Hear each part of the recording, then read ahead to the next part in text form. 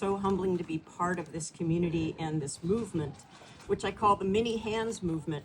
It's at the very core of Bolinas, as in many hands make light work. And now we've reframed it to say many hands make right work. So you might have noticed our post office opened after 948 days. Despite all of our wondering when, but not if, it should have been obvious what day it would happen. Because look at it, the next number is 949.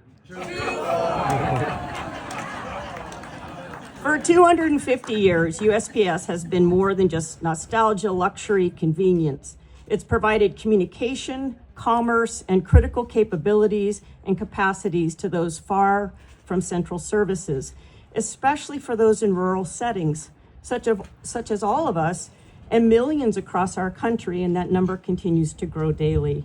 Our needs for the USPS continue to increase as our country's infrastructure is continuing to be at risk. And closing of many rural hospitals and decreased medical coverage is a good example of that, not just hospitals, but also pharmacies. And the need to get critical services and material goods out to rural communities. The needs can't be replaced by private carriers like UPS, FedEx, etc. They do charge extra, but also they can't deliver all the way. There's what's called the last mile problem, or in Bolinas, we call it the last 2 mile problem. And there are these kinds of vital connections that our founding fathers intended to support when they created the post office, so that every family in every zip code could, in an affordable and timely manner, receive information that they needed and goods that they needed and connection that they needed. So that continues to help bind us, the USPS, and we should do all we can to make these messages known over and over.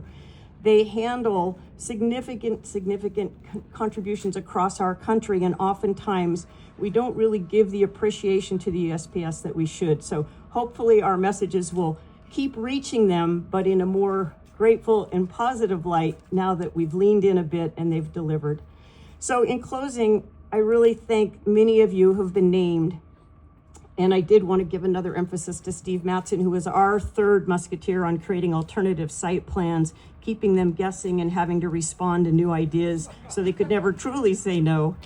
And I also want to thank those who are unnamed in public announcements, but whose names truly made the difference. Their names were exactly where they counted the most, on thousands of postcards and letters and hundreds of thousands of emails to our supervisor, our congressman, our postmaster general, and in true Bolinas fashion, the White House.